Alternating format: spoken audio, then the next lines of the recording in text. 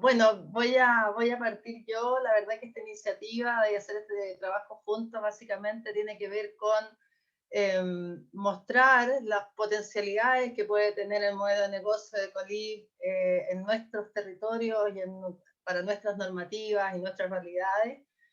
Por eso invitamos a Casa Campus, que yo diría que es la empresa que lleva ya 5 años con mucha experiencia en el tema y tiene tanto que contar. Yo inicialmente lo que voy a contarles un poco es cuál es el escenario que tenemos en Chile y que nosotros creemos que sería adecuado para poder empezar a desarrollar este modelo para propietario y para inversionista. Entonces les voy a mostrar algunas cifras y luego voy a dejar a Laura para que muestre un poco no solo las cifras o la realidad normativa en Argentina, sino que más bien la experiencia que ellos tienen y cómo esto, de alguna manera, este modelo ayuda a los inversionistas y a los propietarios a mejorar su rentabilidad y a disminuir sus riesgos. Así que voy a compartir la pantalla.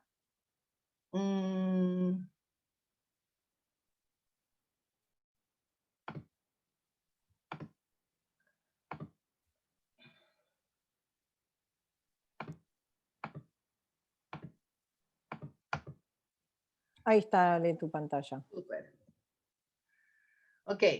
Entonces, esta presentación, primero quiero agradecer a todos los que están aquí y particularmente a quienes me acompañan desde parte en Chile, que son Carolina Quintero, arquitecto del grupo, y Joaquín Tirado, quien también nos está asesorando. Con él hemos estado trabajando y hablando sobre las problemáticas arrendador-arrendatario que hoy día tenemos acá, así que él también va a contarles un poco de eso.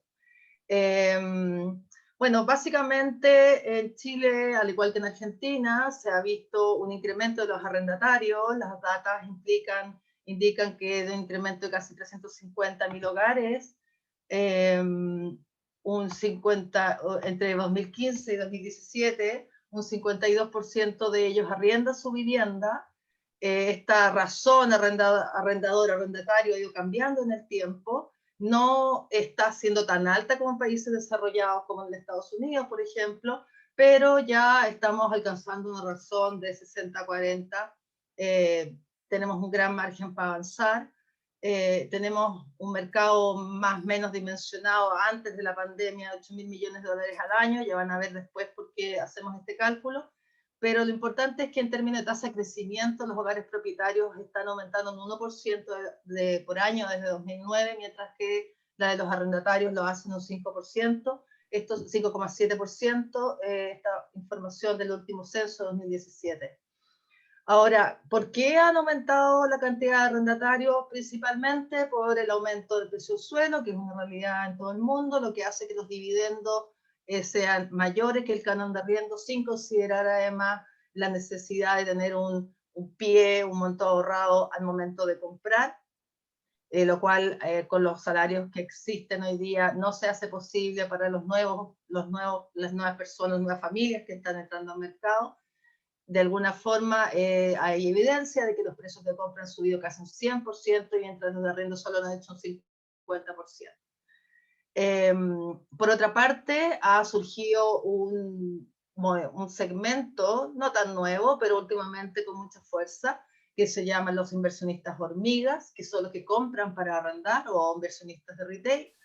Y este grupo está aumentando casi un 22% según la Cámara de Comercio, la Cámara de la Construcción de Chile. El aumento en hogares unipersonales aumenta 10% al año y el hogar de 2 personas está aumentando en un 7% al año. Y por otra parte también se está viendo un cambio de estilo de vida de los hogares chilenos.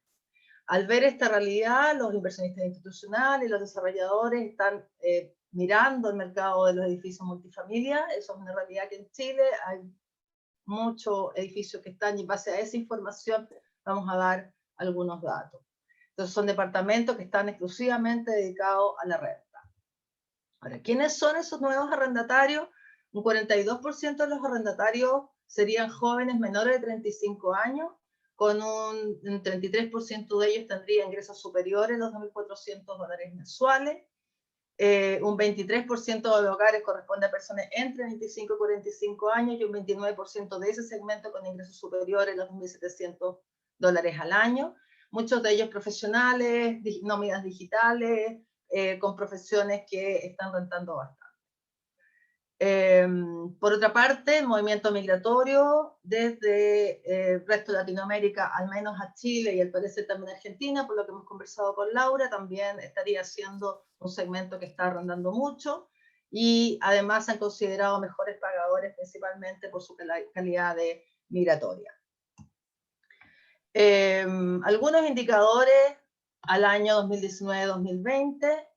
Tenemos que el valor del arriendo promedio sería de $467 la unidad, con una superficie promedio de 37 metros cuadrados.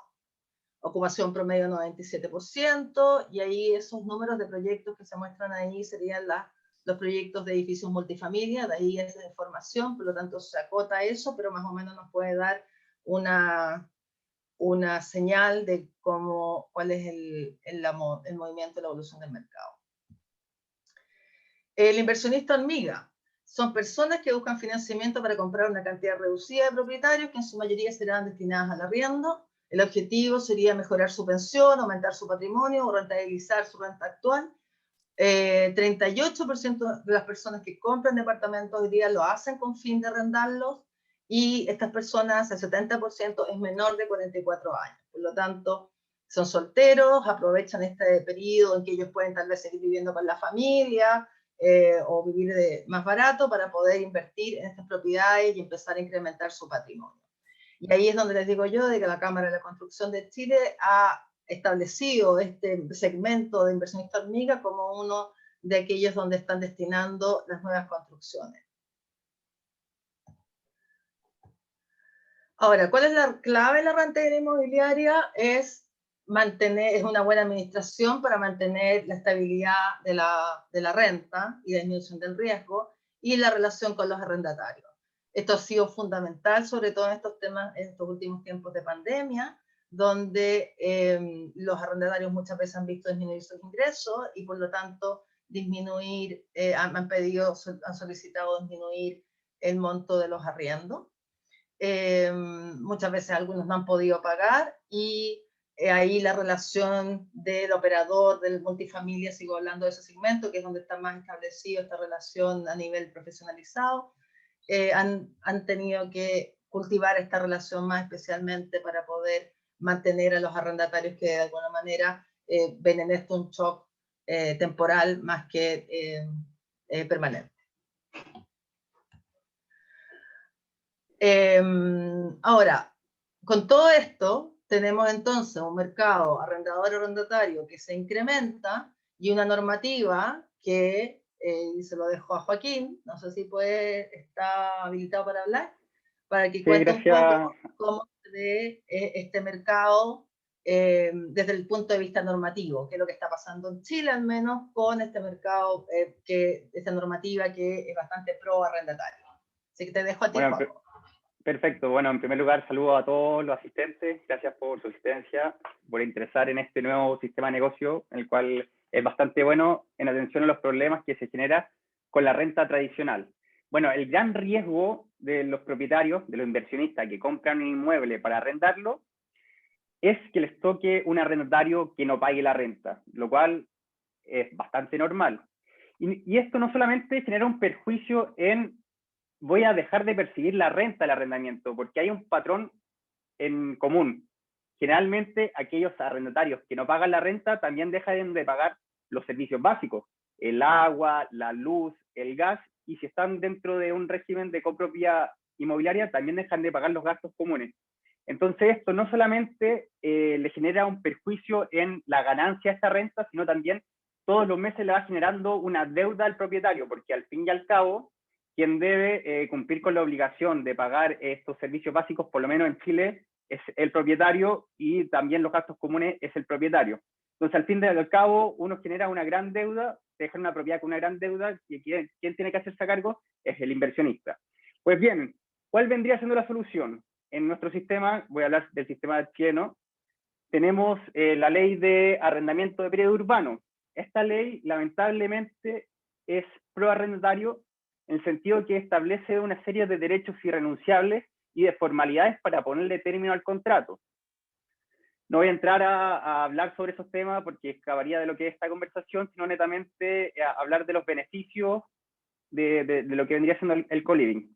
Bueno, tenemos esta ley que para ponerle término tendríamos que iniciar un procedimiento que en tiempos normales, pre-coronavirus, más o menos rondeaba entre los 7 a 8 meses, dependiendo obviamente, y ese procedimiento lamentablemente tiene un costo asociado, que lo tiene que asumir el inversionista. Tiene que pagar, si es que el arriendo de arriba de 4 UTM, tiene que pagar abogado, tiene que pagar los gastos del juicio, que son los receptores judiciales, hasta que llegue Carabineros, la fuerza pública, con el receptor a restituir la propiedad al propietario. Por lo tanto, claramente estamos hablando de 7 a 8 meses por lo bajo, en la cual va a tener esta pérdida y se va a generar esta deuda de los gastos por el uso de la propiedad. Entonces, tal como aparece en el slide, solo 1 de 4 casos se judicializa. ¿Y esto es por qué? Porque uno, como inversionista y asesorado, tiene que ver los pros y los contras. ¿Me conviene ir a juicio o me conviene llegar a un acuerdo? Lamentablemente acá, generalmente uno llega a un acuerdo, pero un acuerdo que no le genera ningún beneficio, o sea, que no genera un beneficio al propietario, porque tiene que generalmente generarle un incentivo a ese arrendatario moroso. ¿Cuál es el incentivo? Mira, si me restituyes la propiedad a fin de mes, te condono la renta que me debes, o te condono también los gastos. Entonces, en definitiva, igual genera este gran problema de tener una deuda, incluso tener que pagar el mismo propietario con la finalidad de que el arrendatario moroso se vaya, ¿ya? Entonces, por eso mismo, uno de los mecanismos es a través de llegar a un acuerdo condonando las rentas, lo cual obviamente uno como inversionista no quiere llegar a ese punto, porque uno hace la inversión netamente para poder tener alguna utilidad y no tener este problema. Bueno, el tema del co-living y este sistema, lo bueno es que no está regulado, por lo tanto, quien plasma los derechos y obligaciones son los contratantes. Entonces, no tenemos, por lo menos en Chile, alguna ley que nos diga estos son los mínimos que debe tener esta regulación del co-living. Entonces, ¿qué es lo que hace uno? Adecúa, incluso puede tomar distintos tipos de contrato, por ejemplo, el de hospedaje con el de arrendamiento, y generar un híbrido para, obviamente, beneficiar a este tema y no tener los problemas del costo de cómo ponerle término al contrato, cómo tener la restitución. Entonces, por eso mismo es un buen sistema, un buen mecanismo que en varias partes del mundo se está llevando a cabo. Alejandra, ahora siguiendo perfecto. Ok, súper. Y muchas gracias, Paco. Y ahora, básicamente, Joaquín dejó la pelota dando bote. Yo voy a mostrar ese slide sobre el tema de normativa argentina, porque entiendo que tiene una nueva ley, pero además tiene una serie de otras situaciones que derivadas de esta nueva ley, derivadas de la situación económica y política están sucediendo, y por lo tanto, si bien es cierto, se parecen a los problemas se parecen a los que tenemos nosotros, también hay que agregar problemas, más dificultades en el tema de la inflación, en el tema político y social, que yo creo que pone más en riesgo aún la propiedad y la inversión en real estate. Así que voy a dejar eso ahí para que Laura lo pueda explicar cuando le toque a ella. Ahora, ¿por qué nosotros pensamos que co-living es una solución para los propietarios? Porque tiene un modelo de administración diferente, gestiona la demanda, une directamente la demanda con la oferta, de alguna manera mantiene y mejora la plusvalía de las propiedades al mantenerlas funcionando, optimiza todos los recursos, tiene economías de escala, se hacen renovaciones en las propiedades que están tal vez no utilizadas o que están con menor valor, los renueva para poder dedicarlos a este nuevo negocio y profesionaliza la gestión. Así que dejando eso ahí, voy a darle el pase a Laura y les dejo mis datos por cualquier cosa que ustedes quieran comunicarse con nosotros aquí en Chile. Eso, chicas, chicos. Gracias, Ale, gracias, Joaquín, y hola a todos. Con respecto a lo que viene hablando Ale y respecto, digamos, de la realidad del mercado de alquiler tradicional de Argentina, no mucho más para decir, porque bueno, más o menos todos los conocemos. Realmente, como bien dice Ale, no nos vamos a poner en tecnicismos legales, porque al final del día lo que sí sabemos todos es que es un negocio que por la complejidad de la estructura legal que existe, que cada vez además es más restrictiva y es más, termina teniendo más beneficios para el inquilino que para el propietario, y además las cuestiones económicas y la inflación y toda una serie de realidades que todos sabemos como miembros del real estate, que hay muchos, al inversor, que por otro lado es en general en Sudamérica, el inversor busca mucho el refugio, el ladrillo, ¿no? El ladrillo es siempre el sector inmobiliario, ha sido históricamente un sector que genera mucho atractivo para los inversores, pero cada vez les genera más riesgos legales y menos atractivo económico. Esa es, al final del día, la situación y el escenario donde operamos, y de lo que qué es lo que sucede con la propuesta de una renta de co-living desde el punto de vista de la posibilidad que genera y de cómo puede generar un bypass a algunas de estas problemáticas. Yo voy a ponerme, vamos a presentarles rápidamente, les voy a presentar Casa Campus por las dudas para quienes no conocen a nuestra compañía. Voy a presentar mi pantalla y para quienes no conocen Casa Campus, ¿están viendo la presentación? Sí. Okay. Sí. Me quedo acá un segundo. Casa Campus es una empresa que nació en Argentina y de la mano de un fondo también inglés, pero principalmente desde Argentina, y opera y desarrolla edificios bajo esta modalidad de co-living en Latinoamérica. En este momento tenemos 4 edificios operando, 5 edificios operando y otros 5 edificios en desarrollo en Argentina, en Lima, y bueno, y con un pipeline de contratos y desarrollos en otras capitales de Latinoamérica, pero sí tenemos más de 5 años como operadores. Y el motivo por el cual estamos teniendo esta conversación es porque, como ustedes saben, esta región, más o menos, Argentina más complicada que otros países dentro de la región, pero en general Latinoamérica es una región que tiene escasez o es más complicado el acceso a la inversión institucional.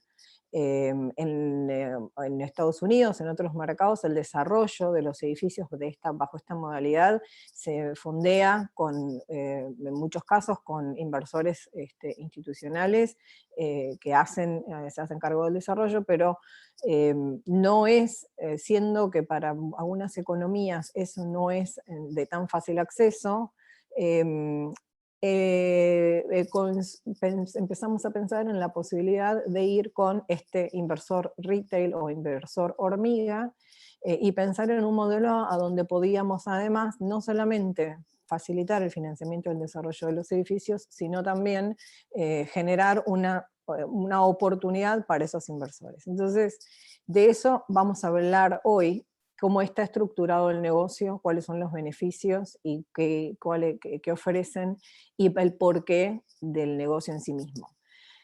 Chiquitito, y antes de meternos en el negocio inmobiliario, el porqué del co-living, por las dudas de que a alguien le genere alguna duda de si esto es una moda, si si es algo que no, si pasó, si se murió con el COVID, si entonces era algo que fue una idea loca de alguien, etcétera, y etcétera. Y me voy a autocensurar en el tiempo porque me quedaría horas contándole lo atractivo y lo maravilloso de cómo surgen, cómo se generan las demandas y qué es lo que está pasando con la experiencia del usuario. Pero básicamente hay un montón de cambios, que esos cambios que tienen que ver con cambios de paradigmas que suceden en la evolución de la humanidad toda, que se los ponen y se los podemos adjudicar bastante a la generación de los millennials, que por las dudas si alguien de los que están acá presentes piensan que son chiquititos, les aviso que los millennials tienen promedio de 30 a 35 años, porque son nacidos ya tan grandes, y son lo que típicamente a nosotros, por ejemplo, los hoteleros, que yo soy una hotelera oriunda originalmente, o soy hotelera, era el mercado corporativo, el de 30 a 35 años, el que consumía el producto hotelero tradicional de una habitación de Hilton, Hyatt, Sheraton, y esa cosa muy típica de ese segmento corporativo. Bueno, esa generación, les repito, son un segmento económicamente superactivo, generan una tendencia y se caracterizan, entre otras cosas, por haber hecho un cambio de paradigma de ser compradores o de ser propietarios a ser usuarios. Y les repito, hay un montón de cosas súper interesantes para hablar de esto, donde no nos vamos a detener, pero estas economías colaborativas y un montón de racionales detrás de no quiero simplemente tener, el tener por el tener era algo que es muy de la generación X, que somos hijos de los baby boomers que venían de la guerra y tenían el sueño de la casa propia, el sueño del título universitario y todas esas cosas que son muy de una generación anterior. Los millennials no le generan valor y buscan, les repito, más son orientados a la experiencia, orientados al uso, y entienden y están dispuestos a pagar por algo que entienden que les puede dar uso. En mi cabeza hotelera tradicional, esto se convierte en que básicamente tengo que cambiar para la hotelería el racional de la suite estándar o la habitación estándar con la suite, que la gran diferencia, que es donde yo le cobraba de $100 a $150 entre una habitación estándar y una suite, es que tenía un livingcito con un silloncito y una lámpara. La diferencia era un par de metros cuadrados más para poder, la lógica era más metros cuadrados, más tarifa.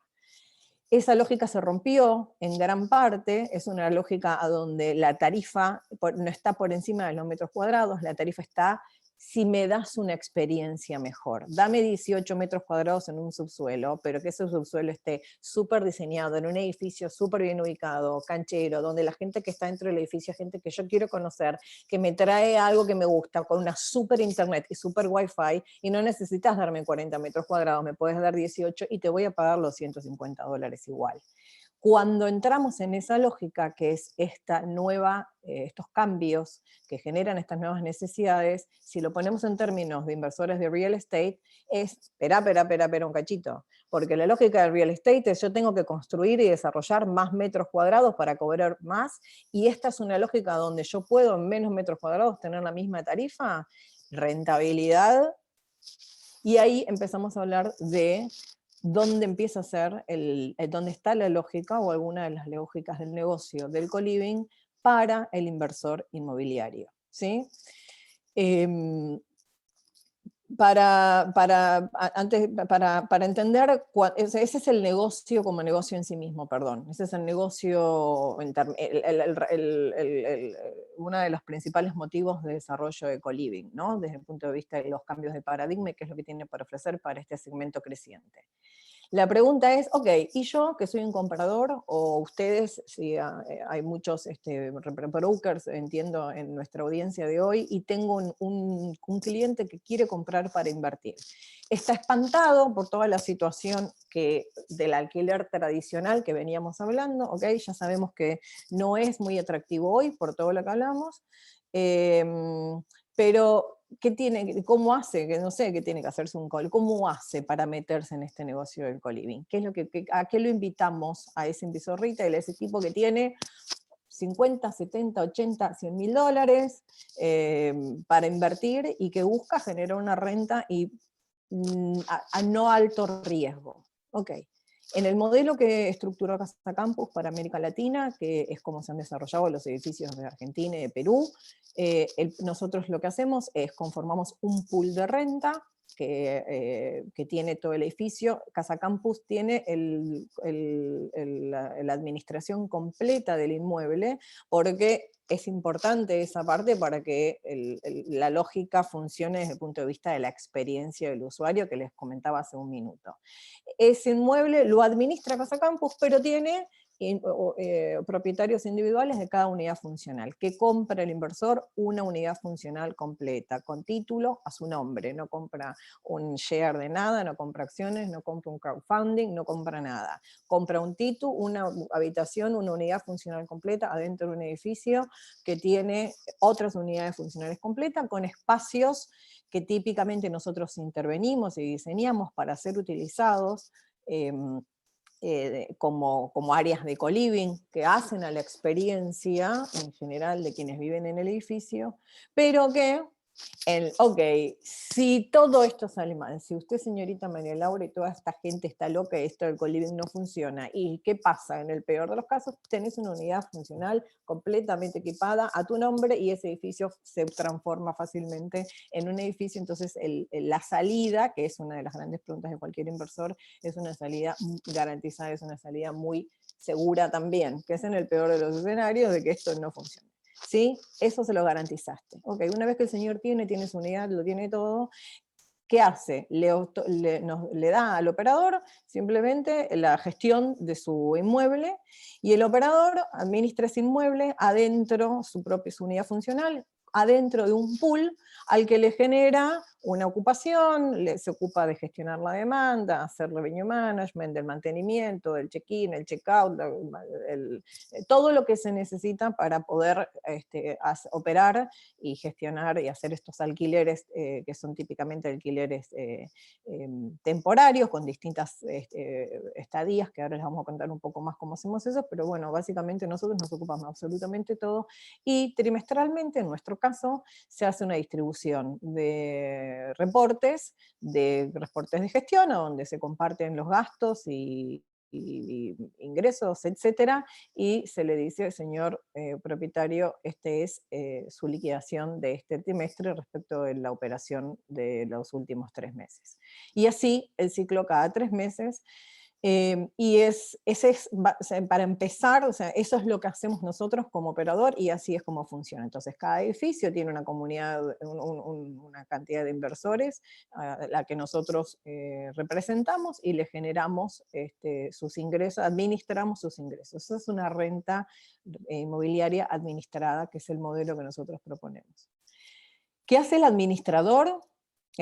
Para ponerlo en términos sencillos, las tareas en general, no me voy a extender acá, pero digo, nosotros hacemos todo lo que es la estructuración de los contratos. ¿De qué nos ocupamos? De la estructuración de los contratos, de hacer la promoción, el marketing, generar la ocupación, centralizar los servicios para que buscamos hacer economías de escala, ¿sí? Con servicios centralizados le ofrecemos, le damos soporte al edificio, a los distintos edificios, buscamos las distintas formas de generar esta interacción y esta experiencia dentro del usuario, dentro de cada edificio. Tenemos una app dedicada, tenemos building managers y una serie, digamos, de una estructura y procesos que dan soporte a lo que es la vida dentro del edificio.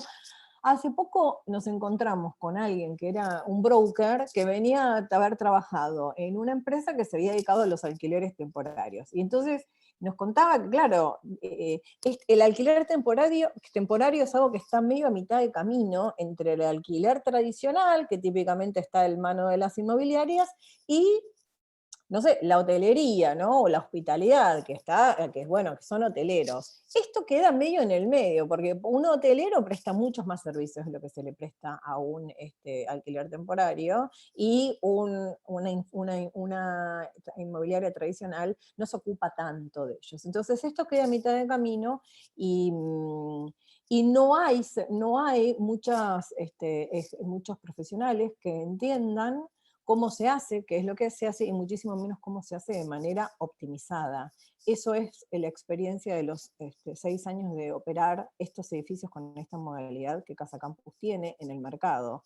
Y por eso, y se los trae, y es un valor que se le entrega al inversor, que si se tiene que ocupar, ahora vamos a hablar un poco más de qué es lo que uno se ocupa realmente, si se quiere ocupar a título personal de esto. Pero bueno, estas tareas son las que hace el operador, y con el objetivo de poder lograr, se busca maximizar las tarifas, por supuesto, eficientizar costos y mejorar la experiencia.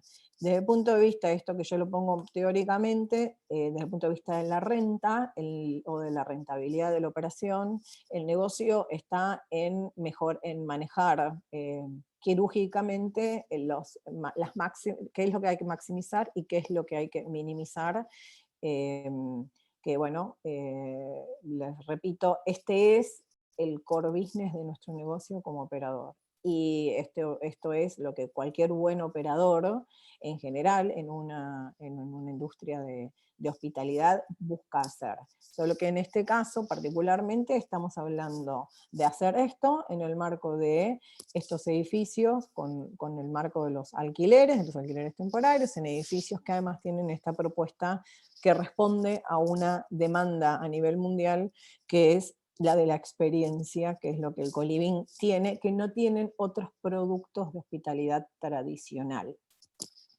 El inversor, desde el punto de vista del inversor, de las cosas que son las que a todos les genera el dolor de cabeza, y no necesito venir a decírselo yo, en general, ustedes saben cuáles son los dolores de cabeza más grandes que tienen, las cosas de las que no se tiene que ocupar el propietario de la unidad funcional, que al final del día termina comprando una unidad funcional al mismo precio que puede comprar en el edificio al lado, con la expectativa de generarle una renta, que lo único que le genera, y es por eso que están tan espantados, es lo que hablábamos recién, dolores de cabeza y un liability legal importante, que es lo que es lo que venimos, el rol que vemos suplir nosotros para evitar todo eso.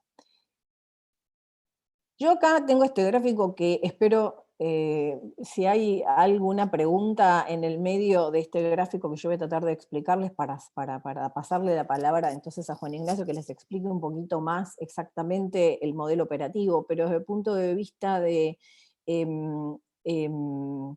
cierre de cuáles son las alternativas de inversión, las alternativas de explotación del inmueble, les voy a proponer este ejercicio, que es un ejercicio teórico, un modelo conceptual, a donde básicamente vamos a comparar 4 cosas, y avísenme si algo no se entiende. Tenés al final del día un alquiler es una necesidad de vivienda. Vamos a pensar las necesidades de vivienda como, vamos a ponerlas en términos de estadía promedio. La estadía más corta, pongamos una necesidad de vivienda, me voy de vacaciones y voy a estar una semana, 15 días en algún lado de vacaciones y me tengo que quedar en algún lado. Esa es como la estadía más corta, y nosotros a eso le llamamos como demográfico la hotelera, la demanda hotelera, porque es la estadía más corta, que como ustedes bien saben, en términos de tiempo y tarifa, la tarifa hotelera, el short stay, es el que tiene más alta tarifa por noche, y en la medida en la que uno va extendiendo su estadía, la tarifa por noche, uno va pasando de alquileres de tarifas diarias a alquileres semanales o mestrales, hasta los anuales, que es el alquiler tradicional. Entonces, en la medida en la que extendemos nuestro tiempo de estadía, la tarifa diaria se va decreciendo, ¿ok? Eso está bien. Pero obviamente El problema es cuánto te cuesta operar, porque uno, claro, en el mundo, qué sé yo, a mí me gustaría cobrar los $70 que puedo, no sé, que puedo alquilar un hotel en el mismo mercado con un costo operativo de $1 diario que tengo en el alquiler tradicional. Bueno, obviamente ese no es nunca el escenario. Entonces, al final del día, nosotros como inversores vamos por el spread, ¿no es cierto? La diferencia entre el coste, lo que nos cuesta, y lo que podemos, el revenue que podemos generar con ese inmueble. Como puse acá en este chart el ejemplo de la hotelería simplemente porque en el medio se orbita, o sea, podemos ir desde la noche hotelera hasta el alquiler tradicional. En el alquiler tradicional nos olvidamos por lo que acabamos de decir, no es atractivo para el inversor, porque tiene mucha responsabilidad legal, enorme responsabilidad legal, y además es muy difícil cobrar, actualizar tarifas, no se puede dolarizar, no se puede actualizar contra inflación, todo lo que venimos hablando, ¿ok? Entonces, no es atractivo para un inversor. Me compro un departamento, pongo un ambiente de $90.000 y me compro un dolor de cabeza, básicamente, y le tengo que poner plata encima, como nos explicaba Joaquín, donde termino con un inquilino que ni siquiera pagó los servicios, donde en 2 minutos nos descuidamos en mercados como los nuestros, y eso no solamente no me genera renta, lo repito, sino hasta nos genera un dolor de cabeza. Ok. Después, en la otra punta del gráfico tengo la noche hotelera, pero no soy Mr. Hilton, entonces no sé hacerlo, no sé ser hotelero, eso es un negocio complejo, lo dejamos para que lo hagan los hoteleros, eso. Queda en el medio este mercado, que es un mercado de alquileres temporarios, que desde el desarrollo de Airbnb se ha convertido en algo de acceso público para cualquiera de nosotros, a través de una plataforma que ha democratizado el acceso a la demanda, y podemos tener una demanda global. Yo puedo tener un departamento en Retiro, Buenos Aires, y con ponerme puedo llegar a generarle alquilárselo a un sueco que viene de Europa. Y entonces, desde que con la aparición de Airbnb empieza a aparecer, a jugar en la cabeza de los inversores de real estate la posibilidad de, bueno, lo compro para alquilarlo para turistas, ¿no? Como se dice, o lo pongo en Airbnb, y ese crecimiento, ese atractivo para el mercado inversor, por lo menos en la Argentina, y entiendo que en Chile también, y bueno, y en muchísimos mercados en los últimos 10 años se ha desarrollado enormemente.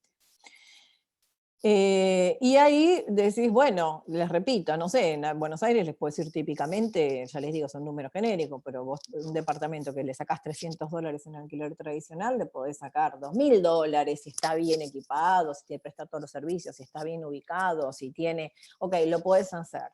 Y bueno, a priori los inversores dicen, pero pará, lo puedo sacar, le saco en dólares, el turista, ¿no? Hay suena muy bien. Y lo que yo, las reflexiones, y nosotros decimos cuando que vendemos a muchos de nuestros inversores, que ahora Juani les va a contar quiénes son nuestros inversores, y la gente que se suma a nuestro modelo, los que son más fáciles, los que vienen y dicen, chicos, ¿dónde firmo? Son los viudos del Airbnb, les digo yo. Los que intentaron esta modalidad, porque a priori aparece muy atractivo, pero hay que meterse a administrar esas unidades para darse cuenta que al final del día, si alguien está pensando en alquilar, si vos querés alquilar y tener un refugio de tu dinero, de tu patrimonio dolarizado, en ladrillo, seguro, a tu nombre, con un título de propiedad, que no tengas el liability que se te mete un inquilino y después no lo podés desalojar, entonces te haces alquileres temporarios y le sacás una renta, si eso estás buscando, está muy bien, solo que es una actividad económica generarle una renta a un activo inmobiliario a través de un alquiler temporario.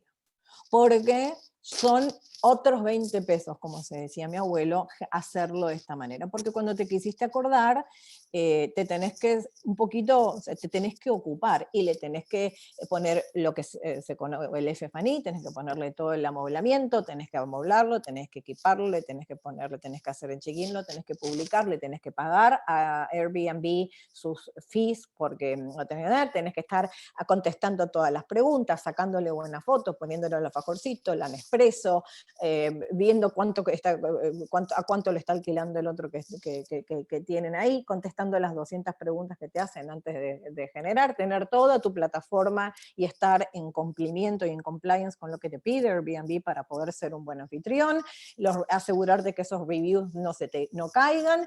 Ahí empieza a hacerse una maquinaria del check-in, de limpiar las sábanas, de que alguien le tiene que abrir, alguien le tiene que cerrar, que si recibe la llave, o si le pongo el sistema, no importa, pongo un sistema y empiezo a poner Protect para que la gente entre y salga, lo mismo las sábanas hay que lavarlas, limpiar el departamento, y les repito, para cuando te pones a hacer eso tiene un costo que puede estar oculto.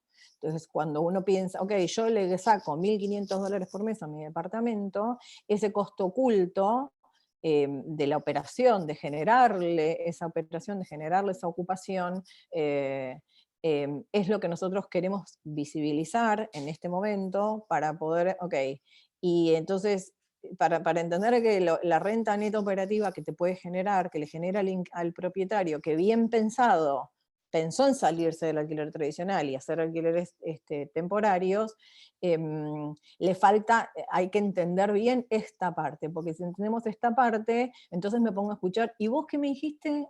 A ver, vos haces esto, Casa Campus, ¿cuánto me cobras por hacer esto? Porque además tengo vacancia y además tengo 5 departamentos, y si eso es verdad, para tener un solo departamento y me genera tanto problema generarle algo, una renta atractiva para este departamento, si tengo 5, que es más o menos lo que puedo llegar a tener, tengo un portafolio con 5 propiedades, 5 monoambientes de $70.000, ok, pongo, invierto, eso se me multiplica, y si tengo que manejarlos uno por uno, entonces en vez de retirarme o de estar haciendo algo que pasa en paralelo y va generando renta, mientras que yo me sigo dedicando a lo que me tengo que dedicar, me tengo que montar una empresa para que administrar esos inmuebles. Y entonces ahí te escucho, Casa Campus, que ahora es a donde le digo Juan y Souto. O sea, esa es la lógica, digamos, de dónde está el mercado y cuáles son las posibilidades que el mercado tiene. Hay expectativas del mentor de estos inversores con la realidad de este mercado, y les repito, hasta el alquiler tradicional, ok, ya entendimos que no, pero el alquiler temporario también deja un montón de huecos, que es lo que el modelo de negocios que nosotros le ofrecemos viene a terminar de cerrar y generar genuinamente una oferta de valor para un inversor. Perfecto, gracias Lau. Vamos a la próxima página, voy a tratar de ser sintético. Y bueno, nada, obviamente a raíz de toda esta historia que cuenta Laura del nacimiento de Casa Campus frente a una nueva oportunidad de mercado que es evidente por cambios demográficos, cambios legislativos y cambios regulatorios en general, y un cambio también en la forma en la que la gente está trabajando y viviendo, venimos con esta propuesta que es superadora desde diversos aspectos, ¿no? O sea, hoy en día ya tenemos más de 400 inversores retail que han entendido esta historia y que han comprendido el motivo por el cual está bueno ganar más y hacer menos, porque en líneas generales y en síntesis es eso, estoy ganando más plata y el tiempo que yo estoy destinándole a en sí generar la renta es prácticamente nulo, es una factura que tengo que emitir cada 3 meses contra la empresa. Y por lo tanto conformamos esta comunidad de inversores que nosotros siempre decimos que sin los inversores al final del día, a menos que aparezcan grandes institucionales a quienes estamos yendo a buscar en estos momentos, no existiríamos. Entonces, para nosotros la comunidad de inversores es algo súper importante, es a quienes les reivindicamos siempre el mensaje y tratamos de ser consistentes, transparentes, mantener una comunicación abierta con reporting constante y principalmente la retroalimentación y un trabajo de involucrar a la comunidad de inversores dentro de nuestras operaciones, de sugerencias hasta inversores que prestan servicios a la comunidad inversora y a las operaciones, participación en acciones con residentes, en fin, una serie de cuestiones que obviamente llevan a los inversores a elegirnos. ¿Por qué? Porque les damos la garantía inmobiliaria y el resguardo de valor y la seguridad que genera un activo, les mejoramos la renta, no se ocupan de nada, y la realidad es que macroeconómicamente hablando tampoco hay grandes rentas financieras a nivel mundial, por lo tanto la macro y la micro están alineadas para que el co-living funcione. Si quieres ir a la próxima, Lau.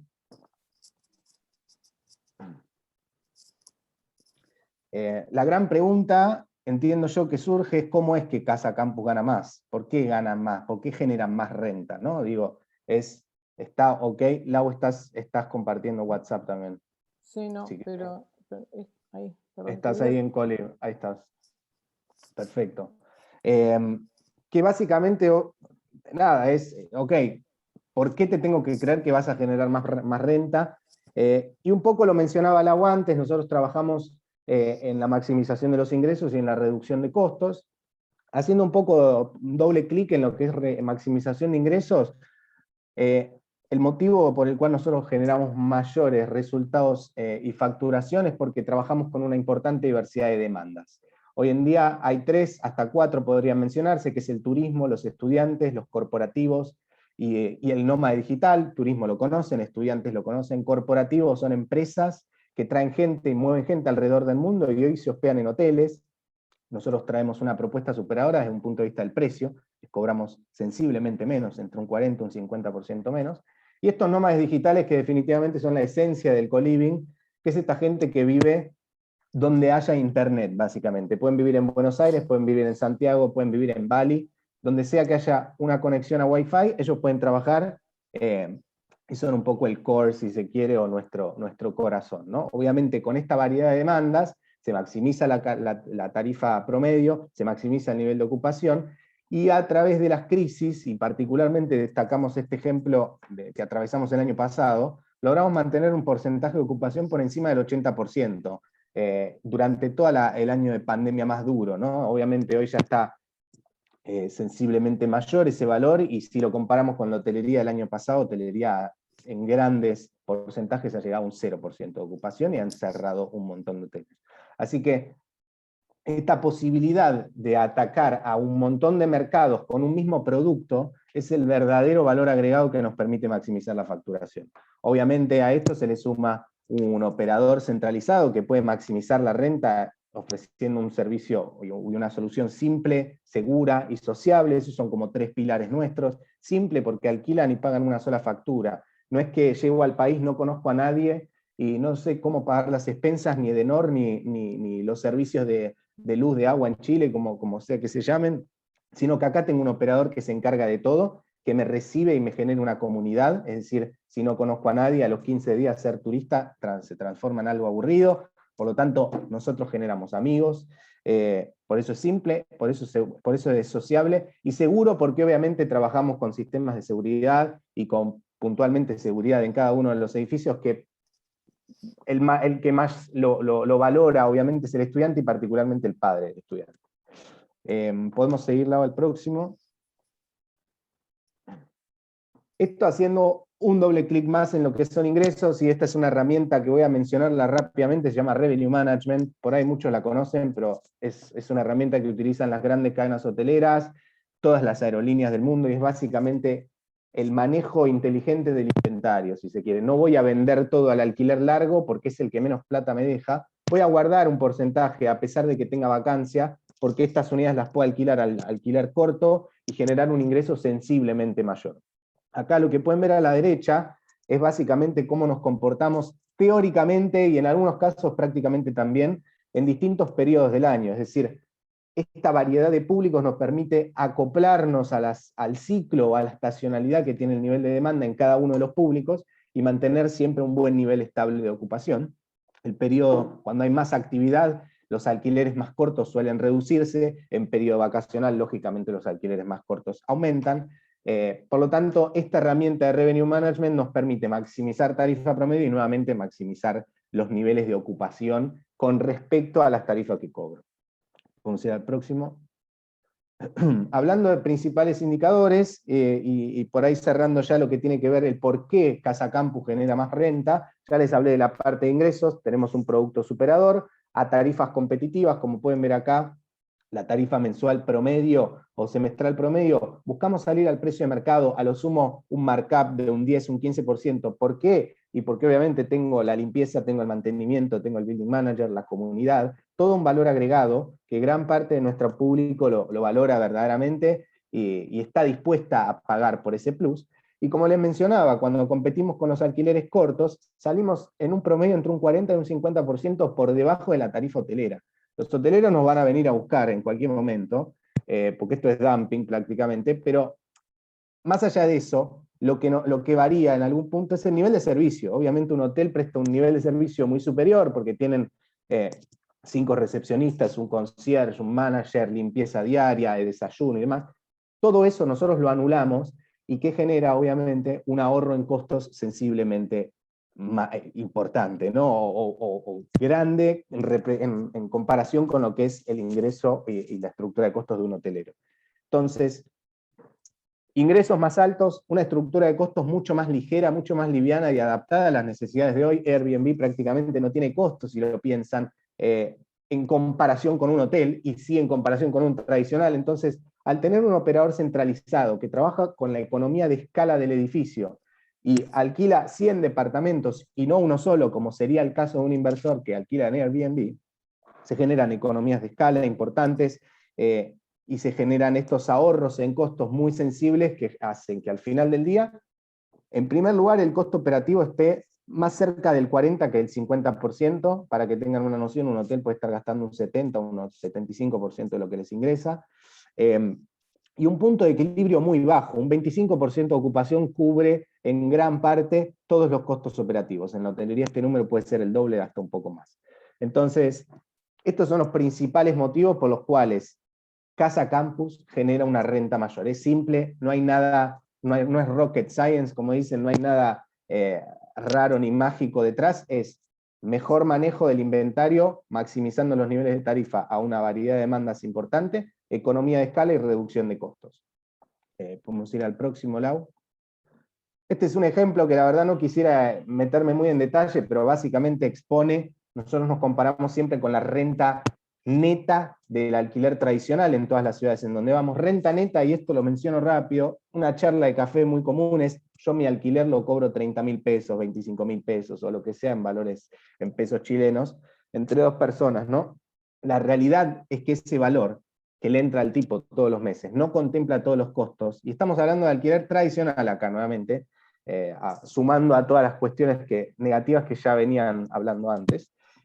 La renta bruta es distinta a la renta neta. La renta bruta son estos 30.000 que me entran. La renta neta es la bruta menos todos los costos que hay implícitos. Mantenimiento, siempre hay costos de mantenimiento, arreglar un aire, la humedad y demás. Siempre hay costos de broker, porque en general suelo tener un broker que se encarga de alquilar el departamento al alquiler tradicional. Suele ser así, si no es el fee de la plataforma. Y obviamente la vacancia, que también la vacancia, digo, no es tan fácil calzar un alquiler tradicional contra otro sin dejar ni 1 ni 2 meses libres. Esa vacancia no solo genera un lucro cesante, sino que también genera un costo de expensas. Entonces, al final del día, la renta bruta, la charla de café, termina siendo sensiblemente inferior a lo que es la renta real que percibe. Por eso nosotros, cuando comparamos nuestro resultado, que es neto de todos los gastos, porque nosotros le distribuimos literalmente todo ese dinero al inversor, ya habiendo hecho todo el caos de conseguir, firmar los contratos y todas las cuestiones que ya venimos hablando, y estamos entre un 70 y hasta un 100% por encima de esta renta tradicional de mercado. Una última slide, básicamente, y en línea con lo que les comentaba antes, a lo largo del año pasado hemos trabajado con un gran nivel de ocupación, y hay muchas cuestiones y muchos parámetros de los nuevos usuarios que validan las tendencias que plantea el co-living, como espacios de personal exterior, es decir, más espacios comunes, más abiertos, mayor luz natural, velocidad de banda de ancho de internet, calidad del aire. Bueno, esto es un análisis que realizó JLL en cuanto a las prioridades de la gente, ¿no? Y pueden ver cómo varió de los puntos naranjas a los puntos azules, en gran parte, salvo la proximidad del transporte público, porque es el único factor que hoy en día, como hay home office, no se valora tanto. Todos los demás puntos, lo que pueden validar es que efectivamente el co-living es una tendencia que llegó para quedarse, y no es simplemente una moda ni un tema temporal. Creo que eso es todo. Esto ya lo mencionamos. Gracias a Colib por la invitación. Estamos, sí, acá, no sé. Puede ser que estoy compartiendo mi pantalla, ¿verdad? Sí. Sí. Ok. Bueno, acá estoy. Muy bien, eso es. Súper, estamos entonces, Laura, con lo tuyo y de Juan Ignacio. Un millón de gracias. Estaba esperando ver preguntas en el chat, pero no he visto ninguna, así que tal vez alguien quiere levantar la mano o alguien quiere preguntar algo, alguna duda. Quedamos al pendiente. Sí.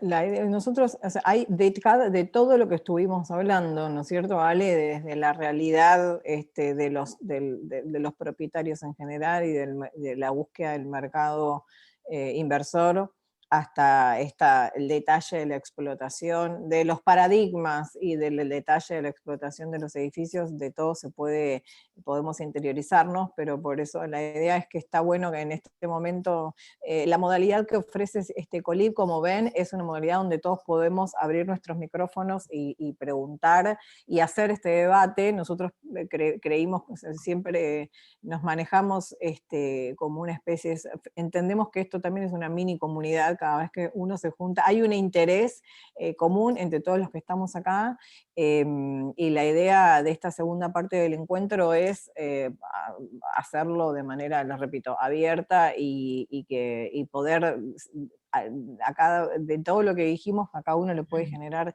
distintas dudas, así que siéntanse en libertad total de hacer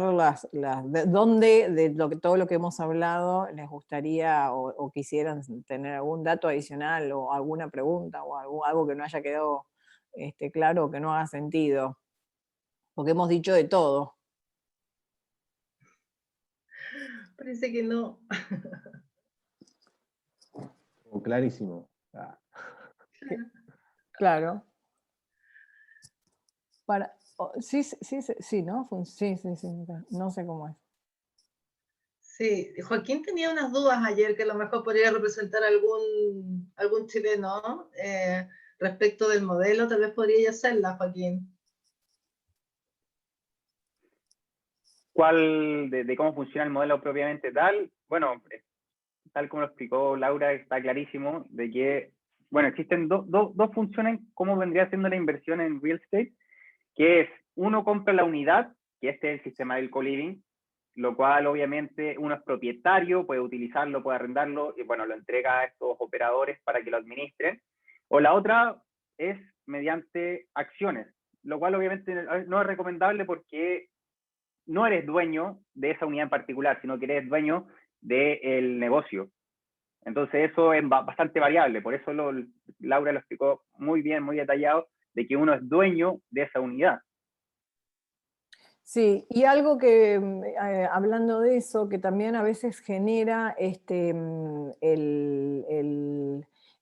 modelo, y algo que hablábamos la otra vez, Ale, que es interesante, como una de las cosas que más le cuesta al inversor en general es el uso del inmueble, ¿no? O sea, el uso del inmueble, la forma en la que nosotros muchos, bueno, pero yo lo puedo usar. Es un producto de inversión, entonces como tal, el producto de inversión tiene como destino eso, ¿no es cierto? Que sea la inversión, pero en general, algo que digamos que hay que evangelizar y hacer escuela en nuestras, y esto ya es una cuestión cultural, por ahí más de nuestros países, al no estar desarrollado la inversión y que haya un operador tercerizado, desde el punto de vista de la comercialización, es súper importante trabajar en esa parte como de psicológica. El inversor quiere el beneficio de que alguien se ocupe, pero a veces lo que cuesta es, pero yo lo puedo usar. Y la verdad es que en general,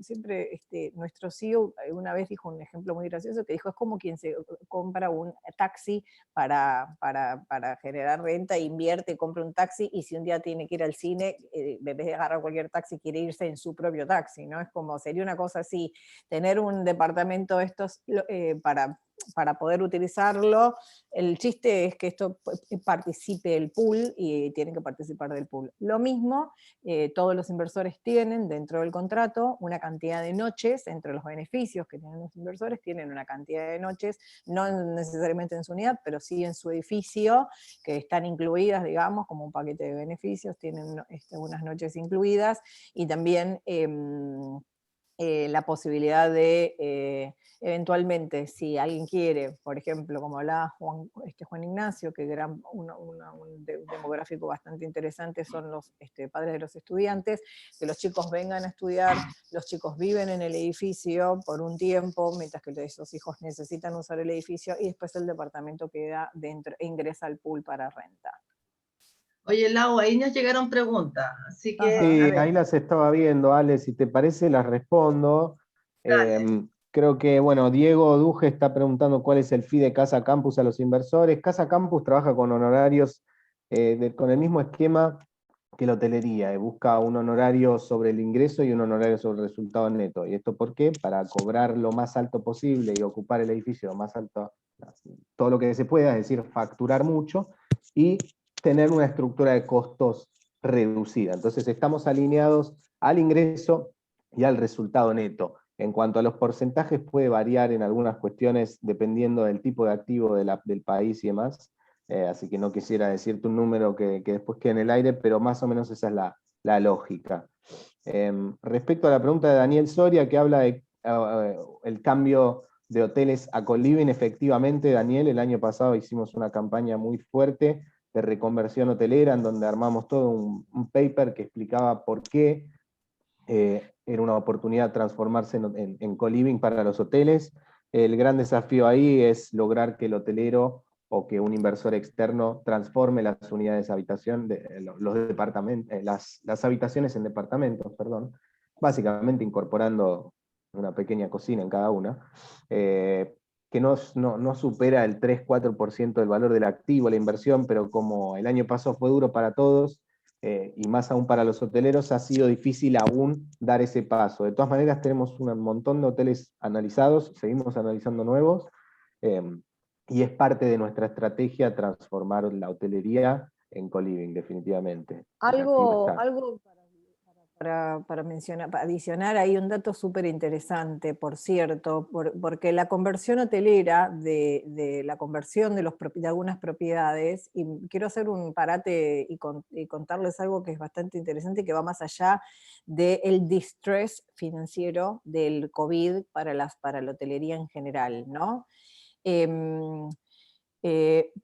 No, hay algo, el COVID y la situación de la pandemia a nivel mundial, por supuesto, puso una situación de coyuntura, pero una parte de lo que sucedió en el mundo y con la realidad con distintas industrias, acá vamos a hablar de la hospitalidad, es coyuntural y por supuesto va a tender a normalizar en la medida en la que se salga de esta coyuntura, que por supuesto está llevando mucho tiempo, etcétera, pero finalmente no deja de ser una pandemia.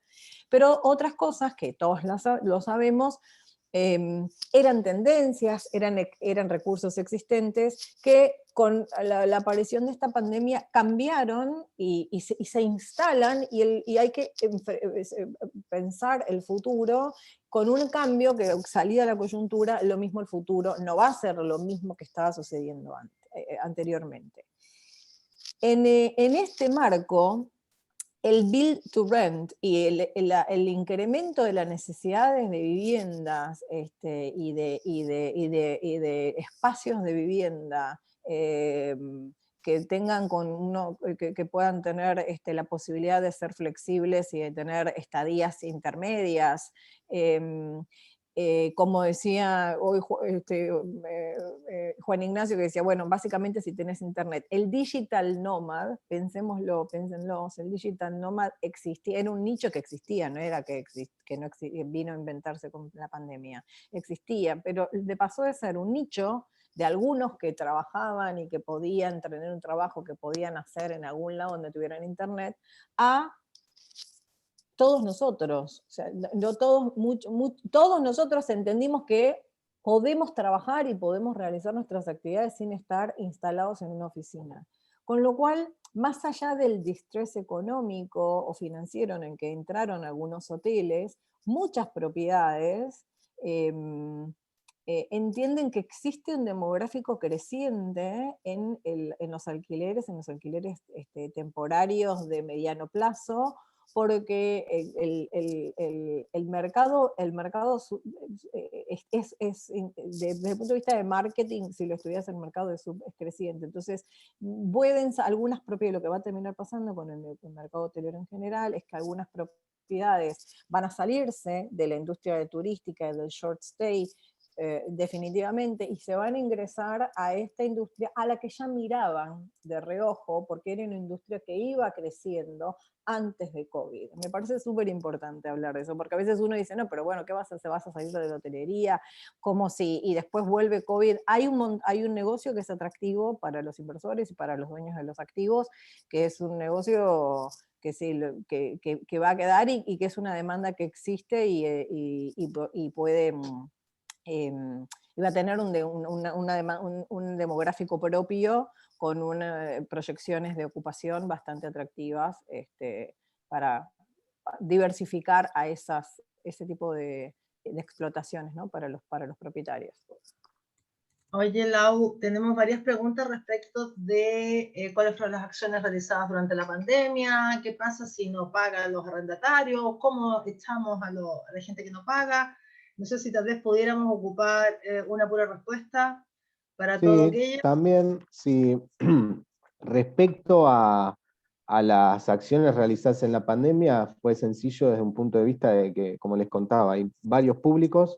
La pandemia eliminó a algunos de esos públicos y tuvimos que trabajar con los que había, públicos de alquileres más largos y medios. Por lo tanto, fue simplemente virar el foco de las campañas y trabajar con jóvenes profesionales locales, algunos estudiantes que habían quedado en la ciudad, y algún que otro corporativo que fue apareciendo más posterior a la mitad de año. Los inversores en ningún momento tuvieron que desembolsar dinero, siempre las operaciones dieron en verde, por lo tanto, en ese aspecto no hubo, y con nosotros no hacen nada los inversores desde un punto de vista de horas involucradas, así que siguió la norma, no hubo cambios, obviamente la rentabilidad fue inferior a lo que fueron los años anteriores, la rentabilidad real, ¿no? Sin considerar la inflación, así que en ese aspecto eso fue lo que hicimos en pandemia. Respecto a, hay una pregunta de Horacio que habla de alquileres grandes o largo plazo. Entiendo, Horacio, te referís a, en lugar de que nos den el departamento como management, que se los alquilemos. Ese modelo de negocios lo seguimos estudiando el día de hoy, pero la realidad es que el ejemplo WeWork ha demostrado que es delicado, es complejo, tener un apalancamiento operativo tan alto, una estructura de alquileres de costos tan altos. Por lo tanto, esto de master lease, de alquilar un edificio entero, genera un costo fijo mensual que atenta contra y aumenta el riesgo, ¿verdad?, de la operación en sí, de los resultados. Juan, Ya, hola. ¿qué tal, Disculpa, Horacio? Horacio aquí, ¿qué tal? ¿Cómo están? Muy bien. Específicamente, desde el lado de los partners inmobiliarios, los dueños de los hoteles o de los edificios inversionistas, si es que estarían dispuestos a entrar en management agreements o su visión es totalmente de no entrar en el riesgo inmobiliario y tratar de hacer solo lease agreements. Yo sé, tengo claro que Casa Campus hace contratos de operación. Entonces es un poco, porque es como una barrera, un challenge, un desafío en algunos mercados, ¿cierto? El convencer a los propietarios. Total. Sí, definitivamente es un desafío en cualquiera de los mercados, tanto en Argentina como en Chile, Brasil mismo, estudiamos proyectos en Colombia, en Uruguay. La postura suele siempre, o siempre el discurso trae esta opción de garantizar una renta. En todo speech de venta suele aparecer algo, y ahí es donde nosotros dejamos de avanzar por una cuestión, como te comentaba, del apalancamiento operativo que le exige a la compañía, ¿no? No sé si va por ahí explícitamente tu pregunta, creo que... Sí, perfecto.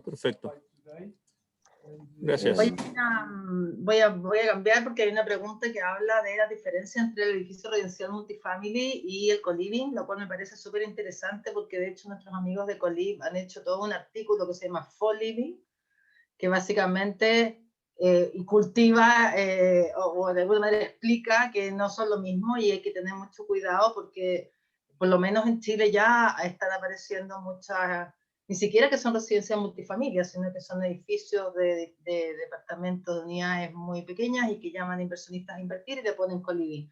Entonces, a lo mejor poder entrar en esa diferencia, Laura.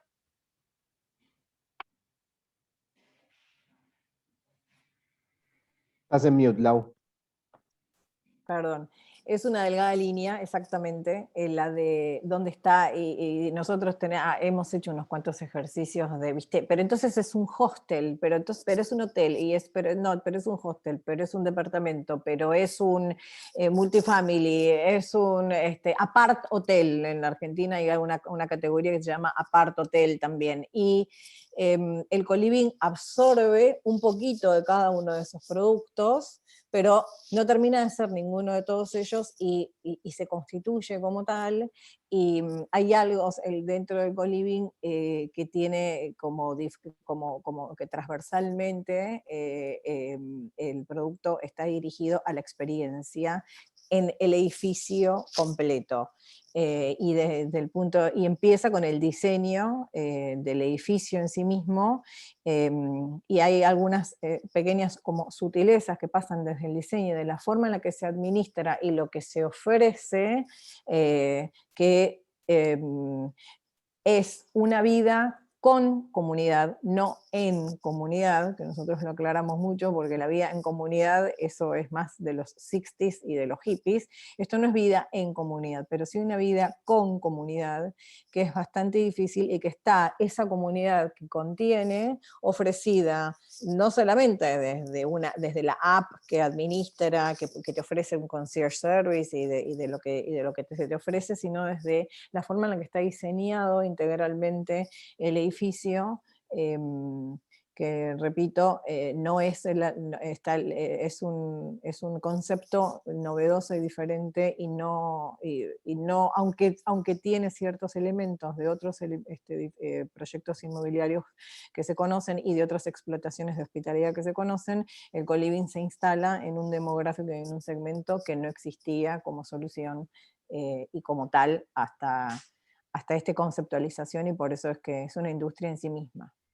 Yo tengo acá, hay una pregunta, Antonio me pregunta, una aclaración chiquitita, porque me pregunta Antonio, que entiende que nosotros apuntamos más inversionistas grandes como propietarios de los edificios, y aclaro que no, al contrario, justamente, Antonio, eso es lo que yo en general en Latinoamérica, por lo menos nosotros en Argentina, en otras geografías puede ser, pero acá estamos apuntando justamente a ese inversor retail. Nosotros lo que vendemos son las unidades funcionales a una por una, básicamente. Algunos inversores compran, como vos de hecho me decís, 2 o 3 unidades, dependiendo del monto que quieren invertir, pero lo que se venden son el edificio completo está dividido en unidades funcionales, y hay un título de propiedad por cada una de esas unidades funcionales, y después están las áreas comunes, que se estructuran en distintos modelos, tienen, pero básicamente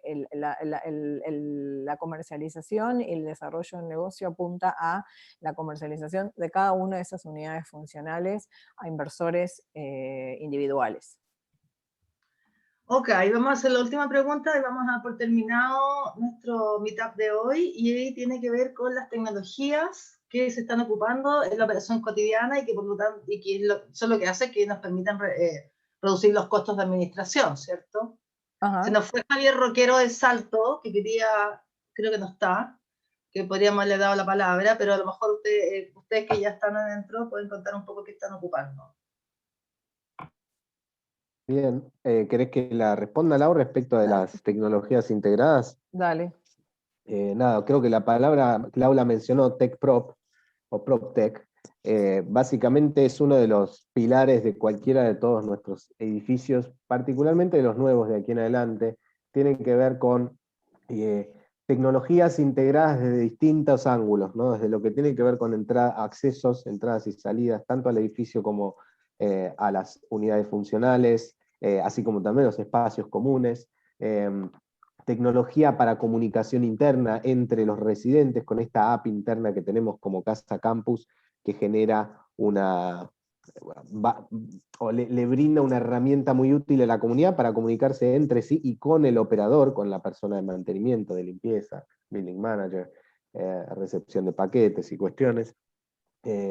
Tecnología integrada desde el punto de vista de la seguridad, con sistemas de CCTV obviamente en todo el edificio, en algunos casos centralizándolo en centrales de seguridad externas. Obviamente lo que tiene que ver con equipamientos más hardware, además del software, que tiene que ver con equipamientos de gimnasio, en algunos casos hasta equipar con espacios de coworking como más completos, no solo una mesa y enchufes. Y obviamente el mundo del PropTech también se ha involucrado, y aún nosotros no hemos entrado, en lo que tiene que ver con el equipamiento inteligente, desde un punto de vista del equipamiento de las unidades funcionales. Hoy en día existen muchas empresas que se están dedicando a generar muebles inteligentes o muebles móviles dentro de un mismo departamento para aprovechar departamentos más pequeños y tener un módulo que básicamente si lo moves hacia la izquierda está el living de tu casa, y si lo moves hacia la derecha está tu cuarto, y si lo moves hacia atrás está la cocina. Entonces, este tipo de tecnologías que están naciendo, ya existen varias empresas, particularmente en Estados Unidos y en Europa.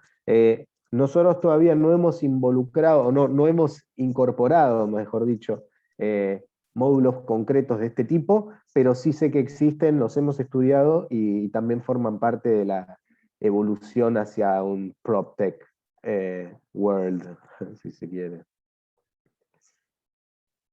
Súper, yo creo que hemos dado un buen barrido por todos los temas. Vamos a seguir atendiendo probablemente. Ahí hay un par de links de nuestros asistentes, hubiera sido bueno tener más, lo que quieren poner. Me dice acá, me dicen que está bloqueado el chat para el público, puede ser, no Sí, sé, pero no me sé mandaron qué en hacer. privado, creo que nosotros a lo mejor como host lo podíamos cambiar, pero No ahora sé cómo hacerlo, si alguien me ayuda, porque me dijo lo mismo Horacio, pero no cacho cómo se sí. puede hacer. Solamente se puede hablar con Laura y contigo, Ale. ¿Ah? Aparece Y que yo solamente estaba se puede hablar tratando de con... responderle Sí. a Patricia y no podía, sí, Patricia ¿Y Brown. cómo ok. alguien me puede decir cómo se hace? Tenemos que, No sé, tú estás de anfitriona, Ale. sí, Chuta, tendríamos que ver el... Trata de espera, ver un cuadro en el chat de aparecer, donde se puede aguanta. activar con quién. Chat. Okay. No. Bueno. Bueno, pero así todo, no sé cómo pasó que muchos pudieron hablar. En privado, digamos, Sí, pero ¿tienes más preguntas en privado tú? entiendo que no. Okay. Entiendo que no, lo que queríamos era, bueno, dejarlos que nos puedan compartir. Si quieren pueden compartirlo acá antes de cortar, vamos a cortar en 5 minutos. Voy pero a poner mi correo, mi correo para si que nos hagan, para que puedan hacernos llegar, si quieren sus perfiles de LinkedIn. Yo pasé el perfil de LinkedIn de Casa Campus, les pido perdón que no lo sabemos arreglar en el minuto, pero como tenemos los últimos minutos, quienes quieran, y lo mismo tenemos, si quienes quieran compartir sus perfiles de LinkedIn, y bueno, les vamos a hacer llegar también quienes deseen los dos documentos, las presentaciones, y ahí tienen, en ambas tienen los datos de contacto de todos para que si tienen alguna pregunta adicional o algo, desde ya lo podemos seguir desde nuestros perfiles. Creo que ahí hice algo. Creo que ahí hice algo en que la gente puede poner su... A lo mejor ahí pueden empezar a poner algo. Sí, ahora se puede. Se selecciona todo. Okay. Ya. Se nos fue la Kate antes de tiempo, que era la que se fue Kate, que es la que sabe sí, todo. nos dejó ahí. Sí. Ya, pero les agradezco, les pido disculpas. Pero bueno, vuelvo a contarlo. Seguramente vamos a hacer alguno de estos eventos posteriormente. Si ustedes nos mandan un correo, podemos poner un tema y podemos profundizar sobre aquello. Así que, o preguntas específicas para Laura, para la gente de Casa Campus, las mandan a mi correo o las mandan directamente. ¿Algunas palabras de alguien?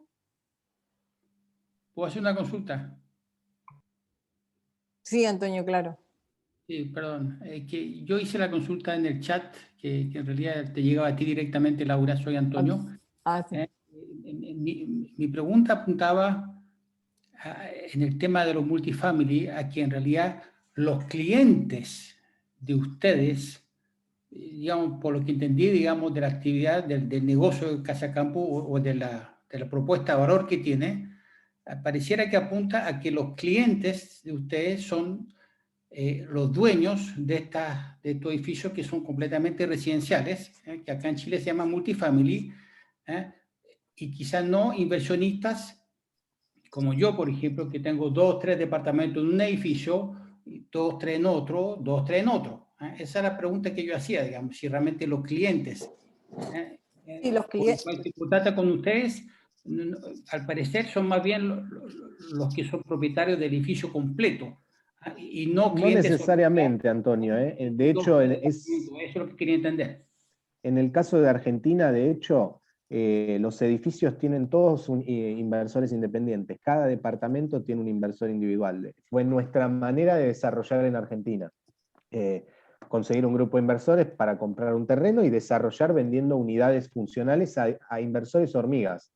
Por eso, justamente, el foco nuestro como operadores de co-living es apuntar a este grupo de inversores retail que están dispuestos a comprar una unidad y tener todas las características que una unidad funcional inmobiliaria te da, y no encargarte de nada, pero no necesariamente son dueños de un edificio completo. De hecho, en ninguno de los edificios operativos a la fecha tenemos un propietario individual.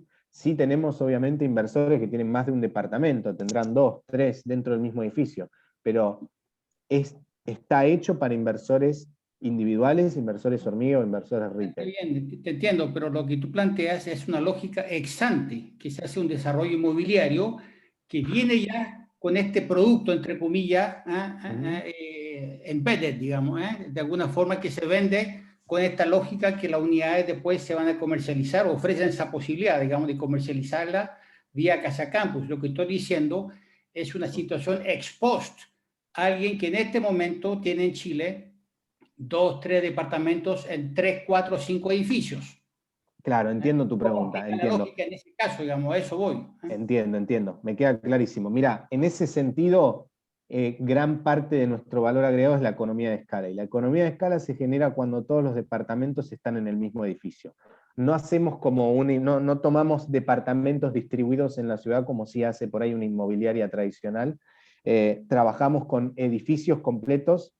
Podemos tomar hasta tal vez la mitad de un edificio sin necesidad de tener todo el resto, pero sí hay un mínimo de unidades funcionales con las que trabajamos por edificio para obviamente licuar la estructura de costos, ¿no? Si no, no cerraría el negocio teniendo unidades independientes en la ciudad.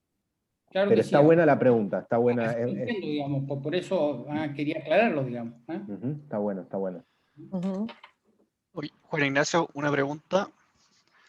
Solo para cerrar ese tema, en el fondo, si tú le vendes una unidad a de uno de tus edificios a una persona, y esa persona no quiere arrendarlo y quiere vivir ahí, también eso te sirve, digamos, también funciona en tu modelo. Creo que lo decía Lau, con un ejemplo muy gráfico, es como comprarse un taxi y usarlo para moverse vos mismo en la ciudad en lugar de ponerlo para que trabaje, ¿no? En algún punto nosotros forzamos la firma, o en realidad vendemos el departamento con el contrato de operación atado. No hay posibilidad de comprar un departamento para utilizar porque al final del día nos quita inventario a nosotros y perjudica a todo el resto de los inversores.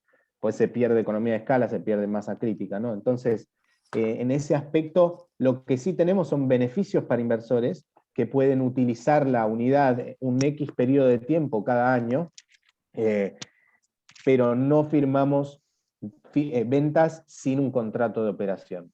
Perdón, ese es el modelo nuestro. Algunos edificios, Vicente, depende de la cantidad, porque para garantizarle el retorno al inversor y para que los números y los KPIs de los que lo que hablábamos temprano se den, se necesita, para que haya una economía de escala, etcétera, se necesita una masa crítica operativa, y por eso es que el modelo está establecido así. Algunos edificios que tienen más cantidad de unidades funcionales se pueden establecerse en el modelo no más de un 20% de las unidades que están en el edificio se sacan del pool, en el caso de que existe una demanda importante de gente que tiene el interés de estar, de quedarse, pero que por ahí tiene una estadía larga. Hay un desarrollo que nosotros tenemos en este momento en Capital, que es cercano a dos grandes universidades, dos centros de demanda muy grandes, el edificio es bastante importante. Entonces en ese proyecto, por ejemplo, el modelado, lo que hicimos fue, sacamos creo que es el 15% del inventario total, va a permitir estar fuera del pool por 3 años, un máximo, creo que, no me acuerdo si son 2 o 3 años, perdóname, para que algunos de los compradores que estén interesados primero en el uso, porque mandan, por ejemplo, a sus hijos para que los hijos estudien, o para usarlo, típicamente en este caso, por este proyecto, es como están cercanos a las universidades, para que los hijos vivan ahí, y una vez que los chicos se van, ellos que entran al pool. No todos los edificios lo permiten, depende mucho de cuáles son las características en general, y te repito, lo primero y principal es que el pool funcione como tal, y para eso los números de masa crítica tienen que dar, pero en algunos edificios puede existir la posibilidad de que un porcentaje pequeño de las unidades totales se quiten del pool por un periodo de tiempo, lo utilice el inversor, y después el inversor entra en el pool de renta fuera de su uso. Ya, vamos a dar por terminado, pues nos acabó el tiempo. 1.000.000 de gracias a todos. Gracias, Laura. Vamos a mandar seguramente un mailing después con la información que vamos a sacar de este día de hoy. Probablemente las grabaciones van a estar disponibles en algún momento. Así que eso. Buenas tardes, muchas gracias, Laura y Juan Ignacio, Carola, Mariela, Joaquín. Gracias al equipo por haber colaborado en que esto funcionara. Gracias a todos los que están acá. Y Laura, tus últimas palabras y bye bye. Gracias, Ale, por la invitación. Definitivamente me encanta poder trabajar colaborativamente con el Cono Sur. Somos una región que tiene sus características propias en el mapa global. El co-living es una tendencia y es algo que crece a nivel global, pero me parece súper... Lo que llaman la tropicalización del producto, me encanta hacerlo de manera colaborativa con todos los que estamos de distintas instancias y de distintas geografías y países y con distintas realidades, trabajando en el desarrollo de esta industria.